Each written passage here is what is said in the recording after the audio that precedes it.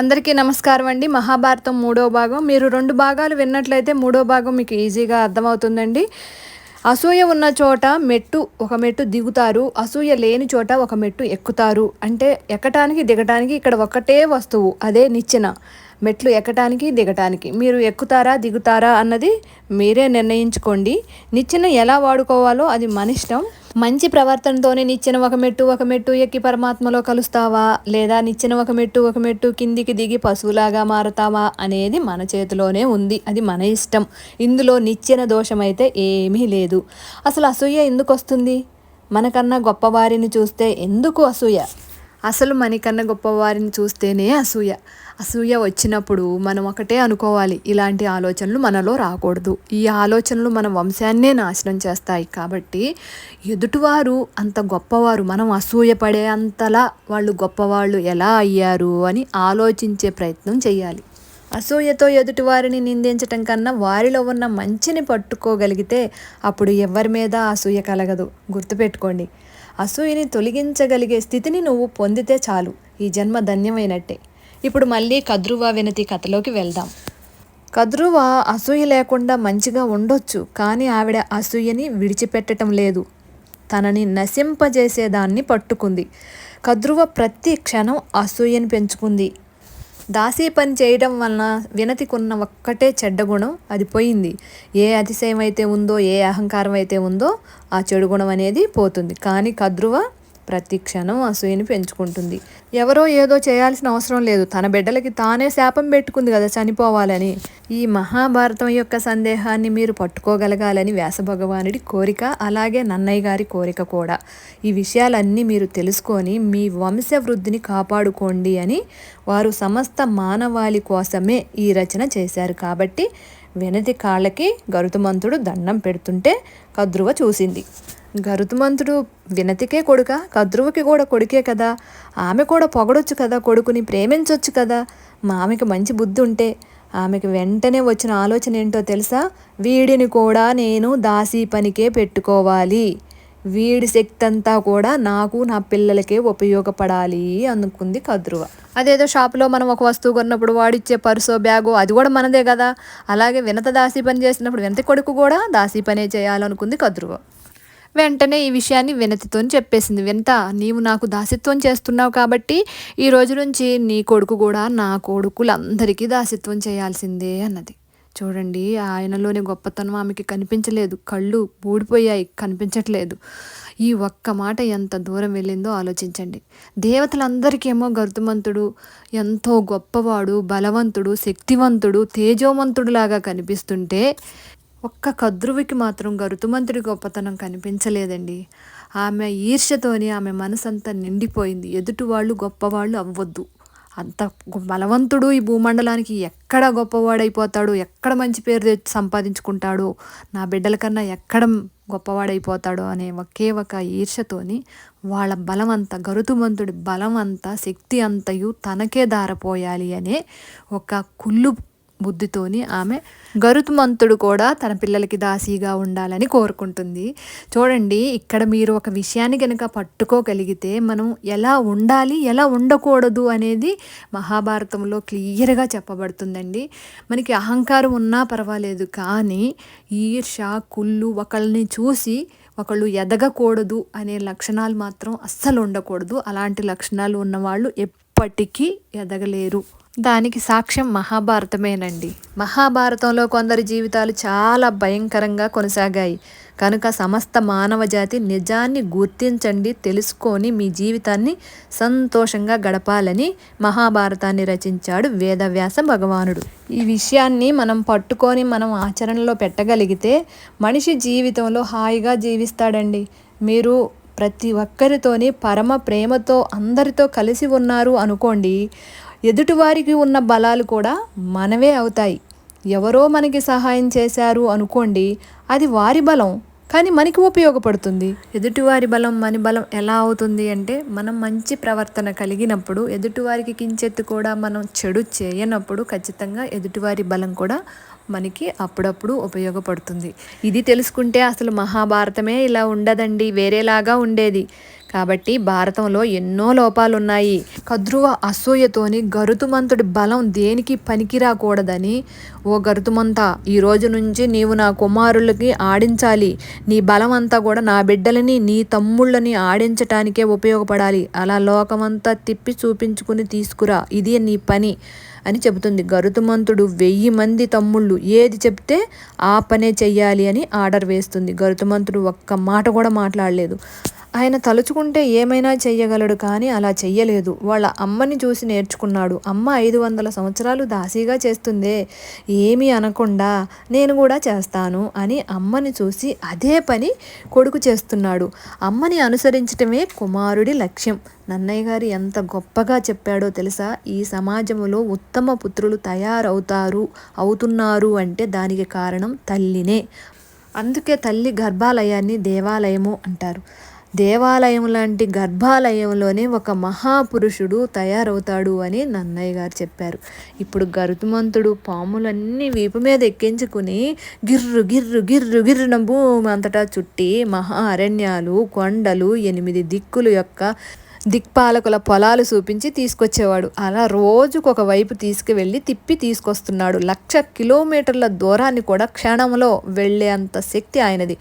గరుతుమంతుడు తమ్ముడిగా పుట్టడం వలన వచ్చిన అదృష్టం ఏంటి అంటే, భూమి అంతటిని రూపాయి ఖర్చు లేకుండా చూసేస్తున్నారు 1000 మంది పాములు కూడా. ఇంకేమీ లేదు, అంతా చూసేశాడు. ఇప్పట్లో ఈ రోజుల్లో పిల్లలకి కార్లు, బైకులు ఇచ్చి తల్లిదండ్రులు గారాబం చేసి పిల్లల్ని ఎలా అయితే చెడగొడుతున్నారో, ఆ రోజుల్లో గరుతుమంతుడిని ఒక కారులాగా ఉపయోగించుకొని పిల్లల్ని తిప్పి తిప్పి తిప్పి తీసుకురమ్మని చెప్పింది. వారికి విద్యా బుద్ధులు లేవు, మంచి బుద్ధులు లేవు, ఏమీ లేవు. అలా బలాదూరుగా తిరిగి తీసుకురమ్మన్నది. దేనివల్ల? అసూయతోని. ఎవరు చెడిపోతున్నారు? తన పిల్లలే చెడిపోతున్నారు. ఒకప్పుడు ఎంత కష్టపడి పైకొచ్చారో ఉదాహరణకి ఒకటి చెప్తాను. ఒకరోజు జవహర్లాల్ నెహ్రూ గారు లాల్ బహదూర్ శాస్త్రి గారిని కాశ్మీర్ వెళ్ళమని అంటే ఆయన తడబడుతున్నారంట. అప్పుడు నెహ్రూ గారు పిలిచి, ఏంటి శాస్త్రి గారు భయపడుతున్నారు? కాశ్మీర్కి వెళ్ళటానికి అక్కడున్న గొడవలకి భయపడుతున్నారా అని అడిగారంట. అప్పుడు శాస్త్రి గారు అన్నారు, నేను వెళ్ళలేక కాదు, అక్కడ చలికి తట్టుకోవడానికి నా దగ్గర స్వెటర్ లేదు అన్నారంట. చూడండి, ఒక ప్రధానమంత్రి చేసిన లాల్ బహదూర్ శాస్త్రి గారు అక్కడ వేసుకోవటానికి నాకు స్వెటర్ లేదు అంటే ఎంత నిజాయితీగా, ఎంత నీతిగా పరిపాలించారు మన భారత ఖండాన్ని. అటువంటి మంత్రులు పరిపాలించిన దేశం, అటువంటి మహానుభావులు, అటువంటి మహాపురుషులు నడిచినటువంటి నేల.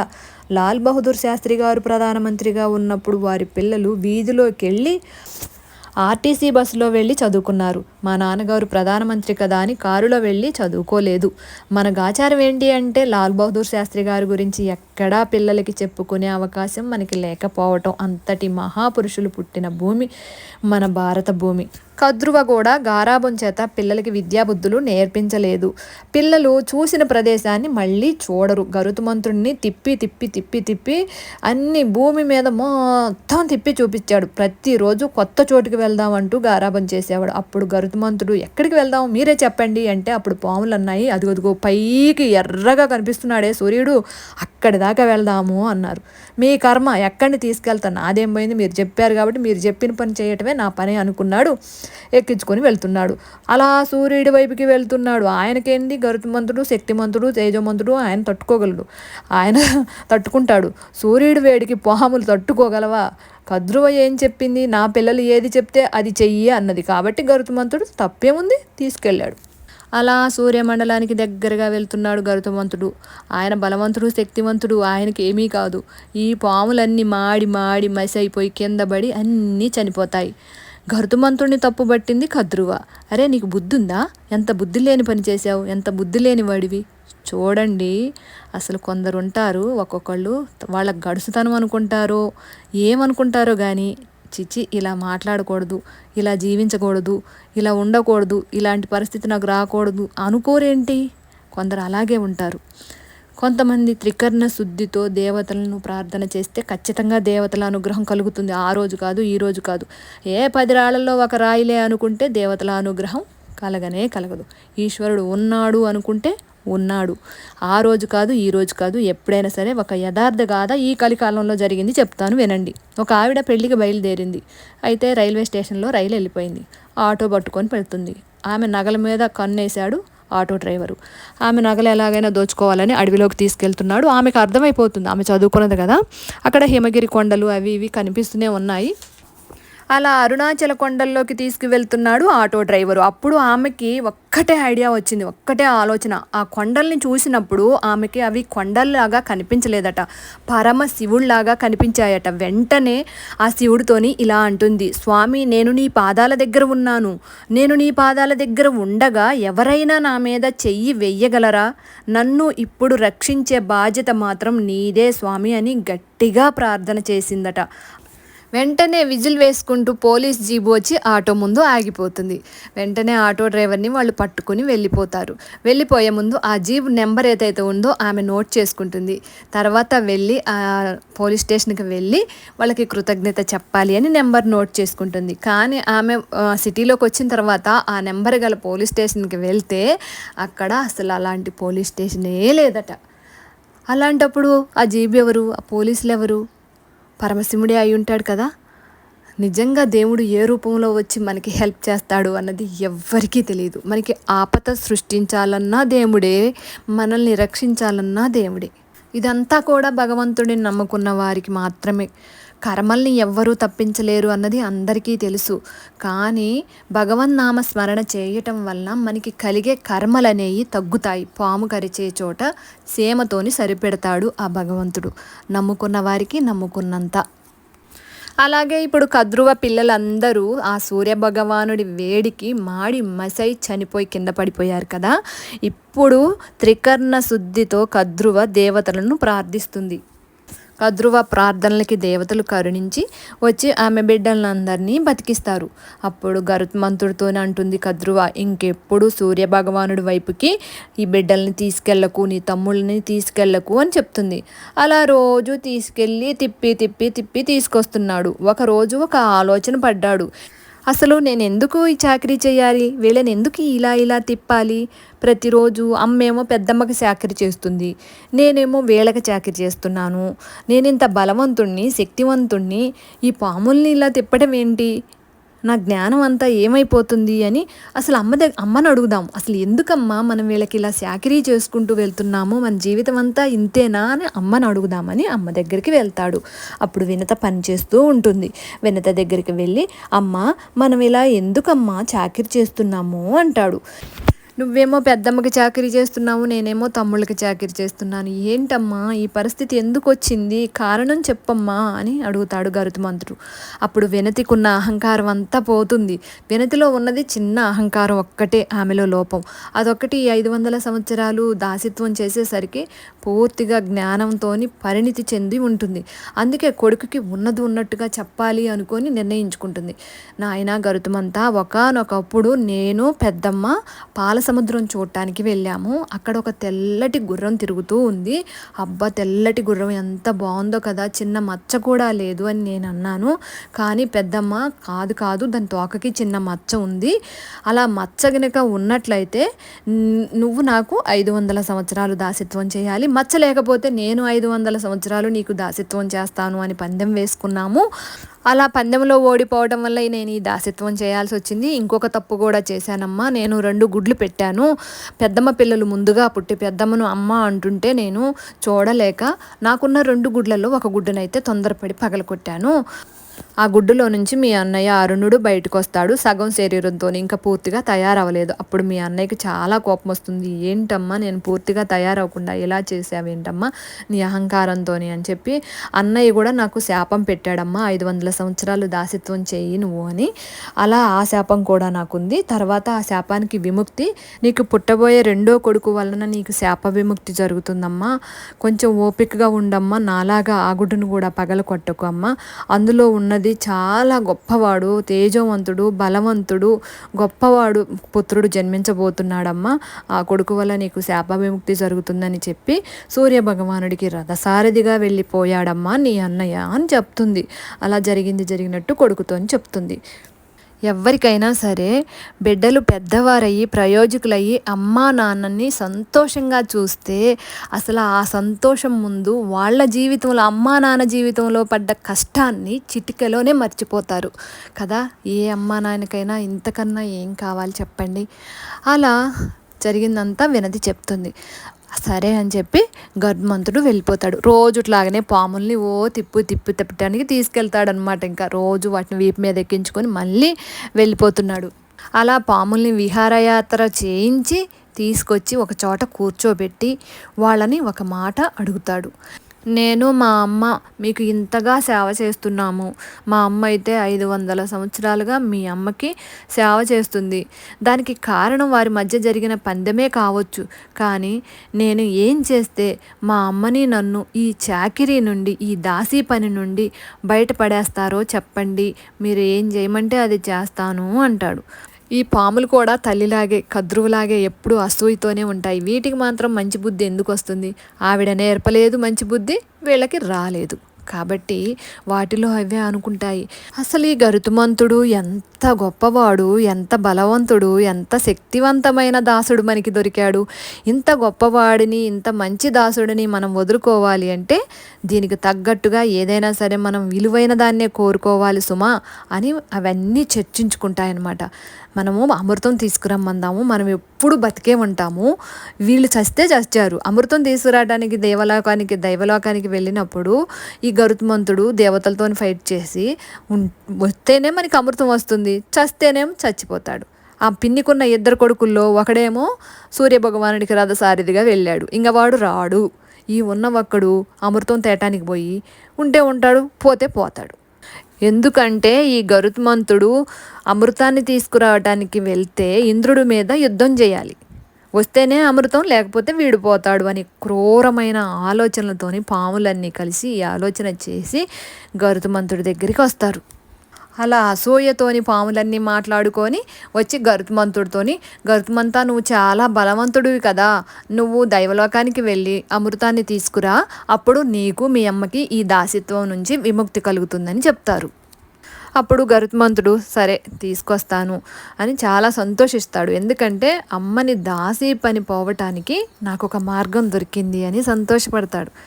బిడ్డలకి ఎప్పుడైతే అమ్మ మీద ప్రేమ, మాతృభక్తి ఇవన్నీ ఉంటాయో అది వారికి శ్రీరామ రక్ష. అమ్మ నోటి మాటే బిడ్డకి రక్షణ.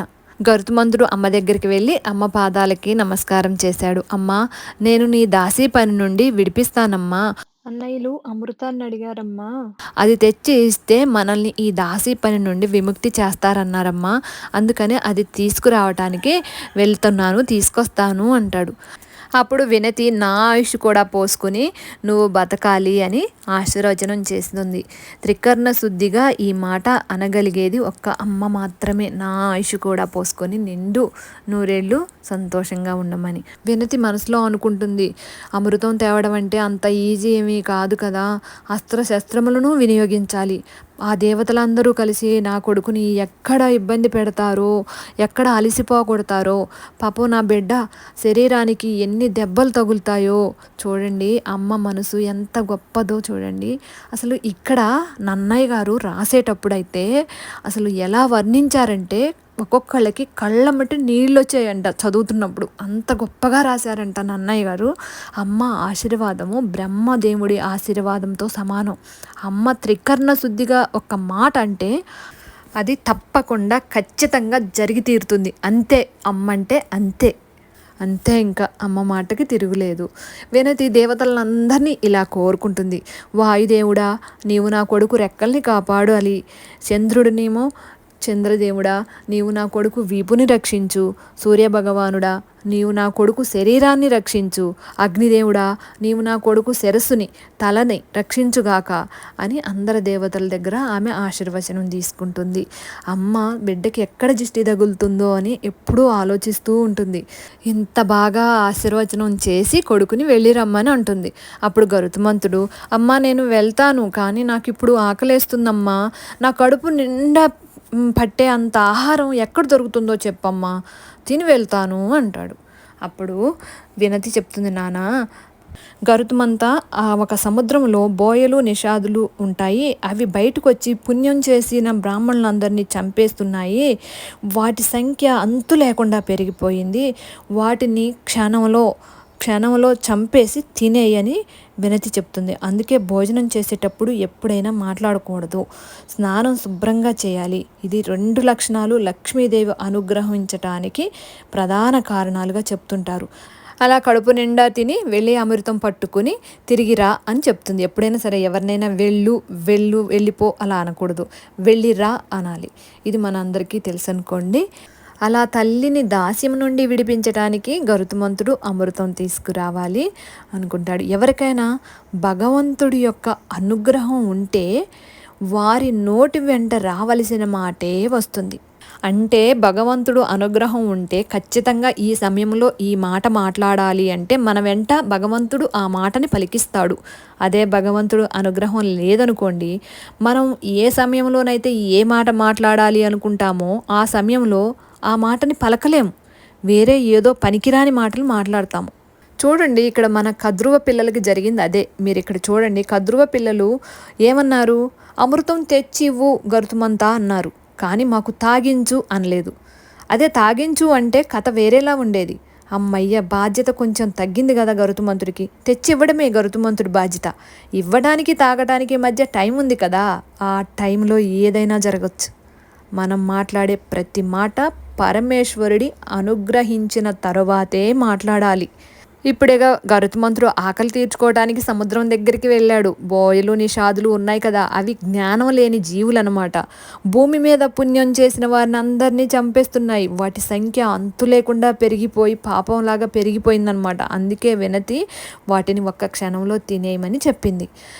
గరుత్మంతుడు అలా వెళ్తూ ఉంటే ఎన్నో శాప విముక్తులు, ఎందరో శాప విముక్తి పొందుతారనమాట. అలాగే ఈ సముద్రంలో కూడా ఒక బ్రాహ్మణుడికి శాప విముక్తి కలుగుతుంది. ఈ నిషాదులన్నీ తిన్నా కూడా గరుత్మంతుడికి ఎందుకో ఇంకా ఆకలి తీరలేదు. అమ్మ చెప్పింది అన్నీ తినేశాను, మళ్ళీ అమ్మని ఎందుకు అడగటం, ఈసారి నాన్నగారి దగ్గరికి వెళ్తాను అని తండ్రి దగ్గరికి వెళ్తాడు. కశ్యప ప్రజాపతి దగ్గరికి వెళ్తాడు. వెళ్ళి, నాన్నగారండి, నేను అమృతం తీసుకురావడానికి వెళ్తున్నాను, అమ్మని దాస్యం నుండి విడిపించడానికి నాకు ఆకలి వేసింది. అమ్మ సముద్రంలోనే నిషాదులను తినేయమంటే తిన్నాను, కానీ నా ఆకలి తీరలేదు. నేను తినటానికి మీరేమైనా పదార్థం చెప్పండి, ఎక్కడ దొరుకుతుంది, ఏది తినొచ్చు నేను చెప్పండి అంటాడు. అంటే ఏంటంటే గరుత్మంతుడికి తెలియక కాదు, పెద్దవాళ్ళని అడిగి తెలుసుకోవాలి. ఏంటంటే ఇప్పుడు ఒక మంచి ప్రయోజనకరమైన పనిలో వెళ్తున్నాడు. ఆ పనికి వెళ్ళేటప్పుడు ఏది పడితే అది భక్షించకూడదు అనేది సాంప్రదాయం. ఎప్పుడు ఏ ప్రయాణానికి ఏది తినాలి అనేది కూడా మన పెద్దలు అనేది నిర్ణయిస్తారు. అందుకనే తండ్రి గారిని అడుగుతున్నాడు, ఇప్పుడు నేను ఏది తినాలి, అది ఎక్కడ దొరుకుతుంది. నిషాదులు అంటే వాళ్ళు దుర్మార్గులు అన్నమాట, వేటగాళ్ళు, మృత్యుకారులు అలాంటి వారు. భక్తితో ఎవరైతే భగవంతుడి నామస్మరిస్తారో వాళ్ళని దుర్మార్గంగా చంపి తినేవారు.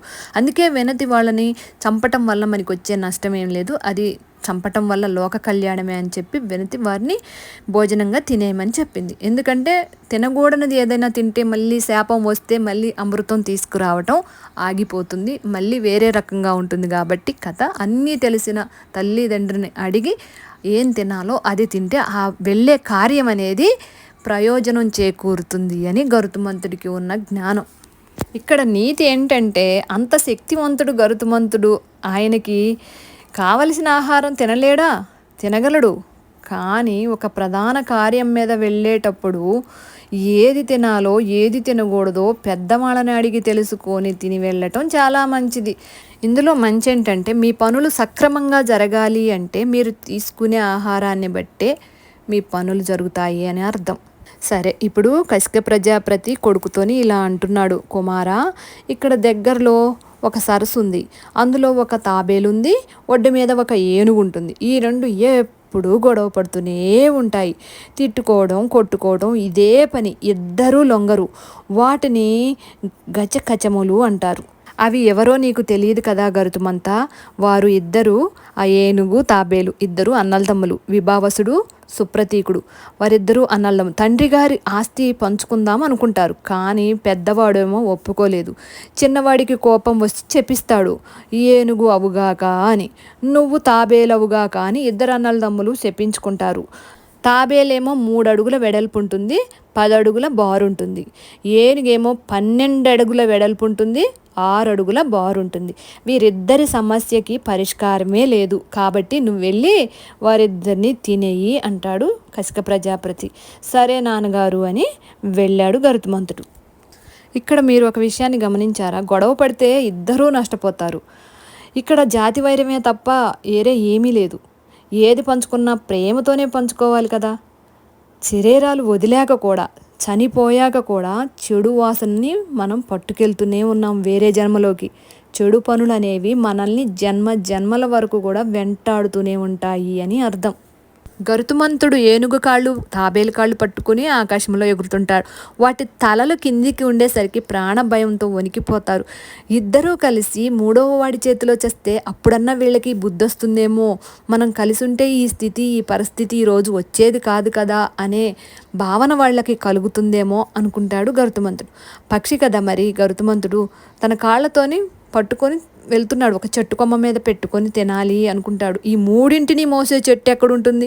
అలా అలా వెతుకుతూ ఉంటే అలంబనము అనే వనంలో నుంచి ఒక రోహిణము అనే చెట్టు పిలుస్తుంది గరుత్మంతుడిని. నా కొమ్మ మీద పెట్టుకొని తిను అని చెప్తుంది. అంటే అలంబనము అనే వనములో రోహిణము అనే చెట్టు, అంటే అది దేవతా వృక్షం. ఆ కాలంలో దేవతా వృక్షాలు మాట్లాడేవి.